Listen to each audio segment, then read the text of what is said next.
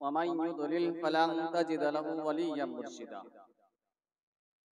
أو كما قال الله تبارك وتعالى في كلامه المجيد وفي فرقانه الحميد إن الله وملائكته يصلون على النبي يا أيها الذين آمنوا صلوا عليه وسلموا تسليما الله رب محمد صلى الله عليه وسلم نحن عباد محمد صلى الله عليه وسلم وعلى جبيه وعاله أبد الدهور وكرما صدق الله العظيم وصدق رسوله النبي الأمين المتين المبين الكريم ونحن على ذلك لمن الشاكرين والشاكرين والحمد لله رب العالمين उसी पे मेहरबान रब्बे गफूर होता है, उसी पे मेहरबान रब्बे गफूर होता है जिसके कल्बे इसके हुजूर होता है। ये आशिकाने शहे अंबिया दरूद पढ़ो, ये आशिकाने शहे अंबिया दरूद पढ़ो, दरूद पढ़ने से चेहरे से नूर होता है। যাবতীয় প্রশংসা মহান স্রষ্টা রব্বুল আলামিনের নিমিত্তে, যিনি এক অদ্বিতীয় ওয়াহদাহু লা শারীক, যিনার কোনো শরীক নাই, যিনি মহান স্রষ্টা রব্বুল আলামিন আমাদেরকে আজ পবিত্র উরুস মুবারক অর্থাৎ আনা শহীদ বাবার মাজার প্রাঙ্গণে আমরা সকলে সমবেত হয়েছি ফায়েজ বরকত নেওয়ার জন্য, পাওয়ার জন্য। আল্লাহ রাব্বুল আলামিন এই জায়গাতে আমাদেরকে সুস্থ হালাতে, সুস্থ মস্তিষ্কে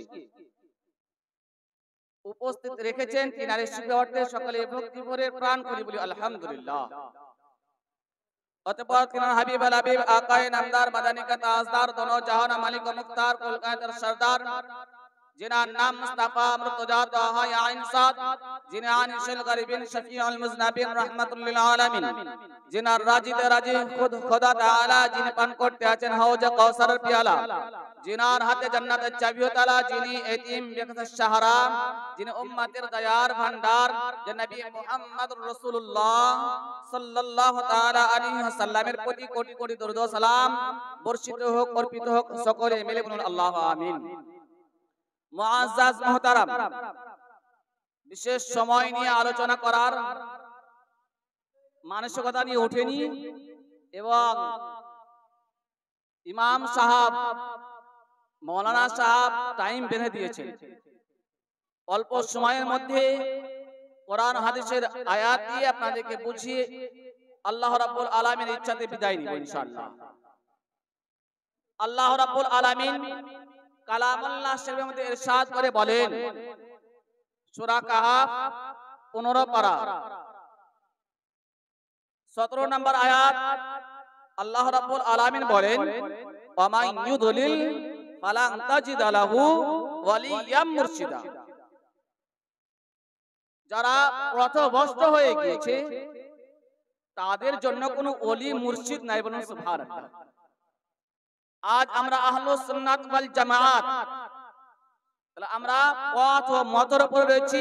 আমাদের সঙ্গে অভিভাবক হিসাবে মুর্শিদ এবং আল্লাহ ওয়ালাগণ আছে, বলুন সুবহানাল্লাহ। ওই জন্য আমরা কি করি? আল্লাহর ওলির বারগাহে উপস্থিত হয় ফায়েজ নেওয়ার জন্য। যে খুশনসিব সে আসে কোথায়? আল্লাহর ওলির বারগাহে। কিসের জন্য? ফায়েজ পাওয়ার জন্য, ইলমে লাদুন্নি হাসিল করার উদ্দেশ্যে।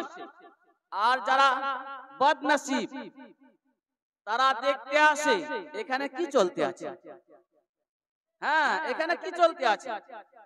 তাদের নজরে ভালো জিনিসটা পড়ে না, সব সময় খারাপ জিনিসটাই পড়ে। কিন্তু বর্তমান সমাজ এমন হয়ে গিয়েছে যে জায়গাতে আপনার উরুস হচ্ছে সেই জায়গাতে কিছু টাকার লোভে, ইনকামের সোর্সে মানুষ সেই জায়গাটিকে মেলা বানিয়ে এমন দুর্নীতি করতে আছে। আল্লাহর ওলি তো এটা বলেননি তোমরা মেলা বসাও আর তোমরা দুর্নীতি করো। আল্লাহর ওলি বলছে তোমরা উরুস মানাও, কিন্তু আমার ফায়েজ বরকত নেওয়ার জন্য যে ইলমে লাদুন্নি রয়েছে, ইলমে তাসাউফের জ্ঞান রয়েছে, সেই জ্ঞান হাসিল করার জন্য আমার বারগাহে এসো, নিশ্চয় তুমি পেয়ে যাবে। আর তোমার সেরকম যদি দূরদৃষ্টি না থাকে তাহলে তুমি কুয়ার ব্যাং কুয়াতেই থেকে যাবে, কিছু আর পাবে না। তো আপনাদেরকে বলতে চাই যে আল্লাহর ওলির বারগাহে বারবার আসুন। আপনাদেরকে একটাই মেসেজ দিতে চাই, যদি কোন সন্তান যদি আপনার জন্ম হওয়ার পর সেই সন্তানকে 20 বছর বা 10 বছর বাইরে রেখে দেন, সেই সন্তানকে যদি আবার সেই পিতা মাতার সামনে নিয়ে আসা হয়, সেই সন্তান আর পিতা মাতাকে চিনতে পারবে? বলতে পারবে যে আমার পিতা, এটা মাতা বলবে কি? বলতে পারবেন না। কারণ জন্মের পর থেকে তো 10 বছর তার পিতা মাতাকে দেখেনি, দেখেছে কি? চিনতে পারবে না। যতক্ষণ পর্যন্ত সেই সন্তানকে আপনার ডকুমেন্টস দিয়ে বুঝিয়ে না বলবে, ততক্ষণ পর্যন্ত সে মাতা পিতাকে মেনে নিবে না। যখন বুঝিয়ে দিবে তখন মেনে নিবে। আপনাকে বলতে চাই, কাল কিয়ামতের বারগাহে, কাল কিয়ামতের ময়দানে আল্লাহর বারগাহে যখন সমস্ত ব্যক্তি জান্নাতে যাবে, জাহান্নামে যাবে, কিন্তু আল্লাহর ওলিগণ, বুখারী আবু দাউদ শরীফের হাদিসের মধ্যে বর্ণিত রয়েছে, তাদেরকে আল্লাহ রাব্বুল আলামিন তাদের চেহারাকে নূরুন আলা নূর করা হবে এবং আল্লাহর আরশের ডান দিকে বসাবে। বলুন সুবহানাল্লাহ। আবু দাউদ শরীফের হাদিসের মধ্যে বর্ণিত রয়েছে। এবং তাকে আল্লাহ রাব্বুল আলামিন তাদেরকে কি করবেন? নূরুন আলা নূর করবেন। শাহিদগণ, আম্বিয়াগণ ওনারা রাক্স মারাবেন যে আল্লাহ এরাকে, এনাদের এত মার্তাবা কেন? এনাদের এত মার্তাবা কেন? আল্লাহ রাব্বুল আলামিন বলবেন যে এরা হচ্ছে আমার বন্ধু, এরা আমার ওলি। বলুন সুবহানাল্লাহ। এনাদেরকে আল্লাহ রাব্বুল আলামিন বেহিসাবে জান্নাতে দিবেন। কিছু আমাদের মধ্যে কমতি আছে যে আমরাই বলি যে আল্লাহর ওলিগণ কাল কিয়ামতের ময়দানে নিজেই চিন্তিত থাকবে। এই কথা যে বলবে, আপনাকে ডকুমেন্টস দিয়ে যে কথা যে বলবে আল্লাহর ওলিগণ, যারা হাক্কানি ওলিগণ, যে এই কথা বলবে যে তারাই নিজে চিন্তিত থাকবে, তারা কোরআনের আয়াতকে অস্বীকার করলো। আর যে ব্যক্তি কোরআনের আয়াতকে অস্বীকার করলো, আপনারা শিক্ষিত সমাজ রয়েছেন, বুদ্ধিজীবী মানুষ রয়েছেন, আপনারা বলুন সেই ব্যক্তি মুসলমান থাকবে না মুসলমান থেকে খারিজ হয়ে যাবে? ইসলাম কোরআন কি বলতে আছে শুনুন।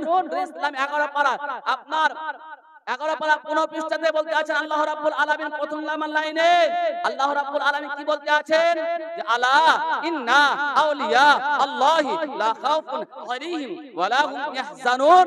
যারা আল্লাহ ওয়ালা হন, বলুন সুবহানাল্লাহ, সাবধান হয়ে যাও, নিশ্চয় যারা আল্লাহ ওয়ালা হন, লা খাউফ, লা মানে না, খাউফ মানে চিন্তা, বুঝতে পারলেন কিনা? লা খাউফুন আলাইহিম ওয়া লা হুম ইয়াহজানুন, তাদের ইহ জগতে এবং পর জগতে কোনো চিন্তা বলতে কিছু জিনিস নেই। বলুন সুবহানাল্লাহ। আপনি আমি বলতে আছি তারা কাল কিয়ামতের ময়দানে নিজে চিন্তিত থাকবে জান্নাতে যাবে কি যাবে না। এটা ভুল ধারণা। কারণ কোরআনের আয়াতে স্পষ্ট আপনার বলে দেওয়া হয়েছে তাদের কোনো খাওফ থাকবে না, তাদের কোনো চিন্তা থাকবে না। আজ আমরা এরকম প্রচার কেন করি? যারা আল্লাহ ওয়ালা হন, তারা আল্লাহর প্রদত্ত, তাদের প্রতি কি নাজিল হয় জানেন? আল্লাহর ওলির প্রতি ইলহাম নাজিল হয়, আল্লাহর নবীদের প্রতি ওহী নাজিল হতো। আর যারা খাস আল্লাহ ওয়ালা তাদের প্রতি ইলহাম নাজিল। বলুন সুবহানাল্লাহ। ইসলাম আল্লাহ রাব্বুল আলামিন কাল কিয়ামতের ময়দানে ওলিদেরকে এত মার্তবা দিবেন এবং বেহিসাবে জান্নাতে যাবেন, কিন্তু আল্লাহর ওলিগণ জান্নাতে যেতে চাইবে না। বলুন সুবহানাল্লাহ। আল্লাহর ওলিগণ জান্নাতে যেতে চাইবে না। আল্লাহ বলবেন ফেরেশতাদেরকে জিজ্ঞাসা করো কেন জান্নাতে যেতে চায় না? আল্লাহর ওলিগণ বলবেন যে আমার কিছু ভক্ত ছিল, আমার কিছু মুরিদ মুত্তাকি ছিল, কিন্তু তারা কিছু আমল কমজোরির কারণে তারা জাহান্নামে পড়ে আছে, তাদেরকে না নিয়ে গিয়ে আমি জান্নাতে প্রবেশ করব না। বলুন সুবহানাল্লাহ। বুখারী মুসলিম শরীফের হাদিসের মধ্যে বর্ণিত রয়েছে। ইসলাম আল্লাহর ওলিগণকে আল্লাহ রাব্বুল আলামিন বলবেন যাও তুমি নিজ হাতে জাহান্নাম থেকে জাহান্নাম থেকে তুলে সমস্ত তোমার ভক্তদেরকে তুলে জান্নাতের বুকে নিয়ে যাবেন। সুবহানাল্লাহ। ওই জন্য আমি কথাটি বলেছিলাম যে ওলির দরবারে আপনি বারবার আসুন, যেন আপনার চেহারা সেই আল্লাহর ওলিগণ যেন আপনার চেহারা ভুলে না যায়, আপনার চেহারা সব সময় তাদের নজরে যেন ফুটে ওঠে, বলুন সুবহানাল্লাহ।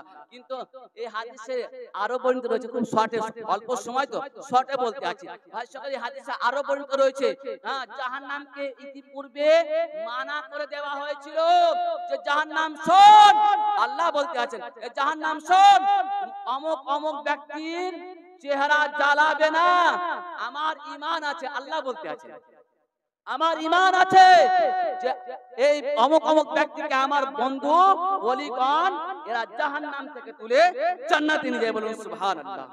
ইসলাম তো জাহান্নামে গিয়ে আল্লাহর ওলিগণ দেখতে আছেন, তাদের আপনার টাকনুর উপর পর্যন্ত আর জাহান্নামের আগুন জ্বালায়নি, বলুন সুবহানাল্লাহ। আল্লাহর ওলিদেরকে মুহাব্বত করার কারণে দেখুন যদি জাহান্নামে চলে যান তবুও কিন্তু আপনার চেহারা জ্বালা হবে না, বলুন সুবহানাল্লাহ। কারণ আপনি আল্লাহর ওলির সাহাবাত পেয়েছেন, আল্লাহর ওলির সাহাবাত লাভ করেছেন। আপনাদেরকে বলতে চাই যে আমরা আহলুস সুন্নাত ওয়াল জামাত, যে জায়গাতে মাজার আছে, যে জায়গাতে আল্লাহর ওলি রয়েছে, বারহাক আল্লাহর ওলি রয়েছে, তিনাদের সংস্পর্শে যান, ইলমে লাদুন্নি হাসিল করুন, ইলমে তাসাউফের জ্ঞান অর্জন করুন এবং আপনি মানুষকে সঠিক ইনফরমেশন দেন, সঠিক ইসলাম তুলে ধরুন। এবং আমরা যে কাজ করতে আছি, অরাজকতা করতে আছি, এমন ভাবে আজকে মহিলারা এসে আপনার উলঙ্গ অবস্থায় এমন ভাবে কাজ করতে আছে যে শরীয়ত বিরোধী কাজ করতে। আপনাদেরকে বলতে চাই এরকম কাজ করবেন না। আর আপনারা আজ আমরা যে জায়গায় উপস্থিত হয়েছি নিশ্চয় ফায়ুজে বরকত নেবার জন্য, ইলমে লাদুন্নি ইলমে তাসাউফের জ্ঞান অর্জন করার জন্য। আপনাদেরকে বলতে চাই যে এই জ্ঞান যেন আল্লাহ রাব্বুল আলামিন যেন আমাদেরকে অর্জন করার এবং আমাদেরকে আমাদের অন্তরে এই জ্ঞান যেন আল্লাহ রাব্বুল আলামিন যেন ঢেলে দেন, বলুন আমিন। এখান থেকে বক্তব্য ইতি করলাম। ওয়া আখির দাওয়ানা আনিল হামদুলিল্লাহি রাব্বিল আলামিন। আসসালামু আলাইকুম ওয়া রাহমাতুল্লাহি তাআলা ওয়া বারাকাতুহু।